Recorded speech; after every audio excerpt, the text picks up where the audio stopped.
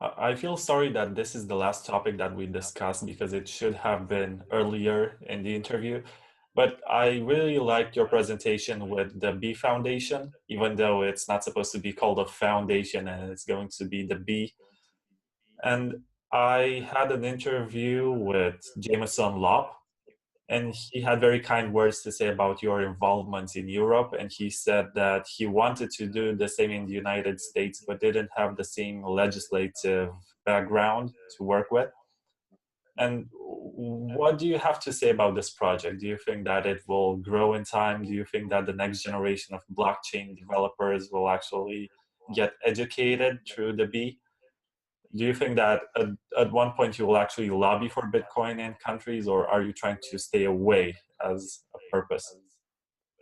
So we will stay away on purpose from lobbying. That was not the. So I appreciate that you liked the presentation. Many people in Riga liked it, but many people abroad, just like a little bit like the Maximalist presentation, the partial information was probably very easy to misunderstand. So many people didn't perceive the again the irony, sarcasm in some of the choices of the name and some of the slides, and so they started to assume that we were going to create something like to represent officially Bitcoin, which is not the case, or to lobby for Bitcoin with governments, which is not the case. What we want to create is basically a platform to exchange, to match demand and offer for open source development donation. That's all. That's all I've done for the last 3 years. Outside my for-profit job. For profit, I was consulting and teaching, and non-profit, I was basically donating to Bitcoin projects, no string attached. Hopefully, the B will continue what I've done for 3 years with a bigger set of people, with a bigger reach, with a more sound legal structure that Alena Vranova thought about.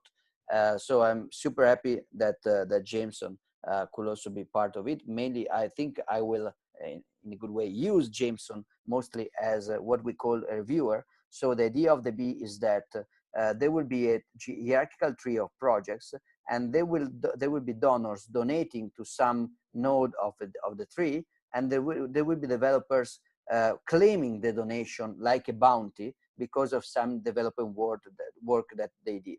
So that we need people in order to the donor itself, mostly, at least in my experience, it doesn't want to directly project manage a project, or to directly assess the code, test the code, and decide. They want to donate. Mostly they are not, often they're not even technical people. So we need people that can get the money in operating as an escrow, and then when the developer is submitting some proposal, they can evaluate the proposal and release the bounty or not, or ask for modification.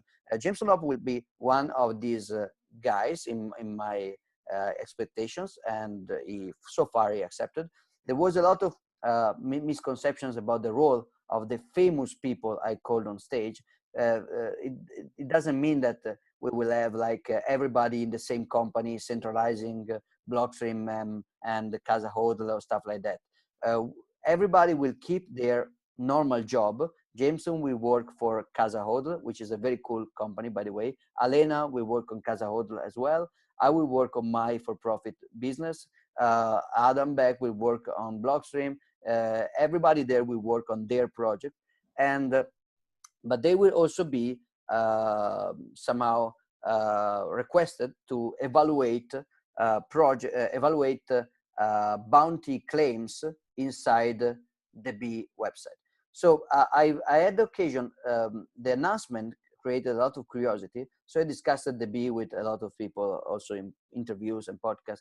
So I started to feel a bit uncomfortable because I'm talking a lot and I'm not delivering anything yet. So I will feel much more comfortable to talk about the B when we finally have the legal entity in Liechtenstein incorporated and the software of the donation flow up and running.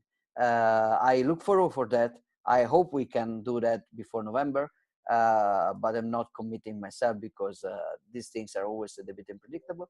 And when we start to see the first donation flows, I think it will be clear to everybody what the hell we are doing with the B. Not lobbying, not representing Bitcoin, uh, going out to fund development efforts and some effort in marketing to debunk myths and misconceptions and lies, which is basically what I've tried to do during this interview as well. That's great, and I'm happy that we had this interview. Grazie Giacomo. Prego, ottimo italiano. Parlo un po' di italiano. Perfetto. You wrote for Crypto Insider a few months ago. Just once, unfortunately. I wanted to more often, but I'm good at giving talks because I just talk a lot, as you have seen. But when I have to write, I rewrite every sentence 100 times. So I'm so slow and perfectionist, and so I wrote something which I think it was a good article about the UASF and all the stuff. I like the article that came out of that, but I promised to Crypto Insider a lot of other articles that I never delivered. So hopefully I will start writing again, but I'm so slow at writing. I will need like a ghostwriter recording me talking all the time and writing it down. It's okay because this interview will be transcribed, so everything that you said will appear in text. You can get it, you can use it for articles, do whatever you want with it. Great, thank you very much. Okay, so have a great rest of your day, and thank you for this interview. Have a great day too, and thank you. Bye.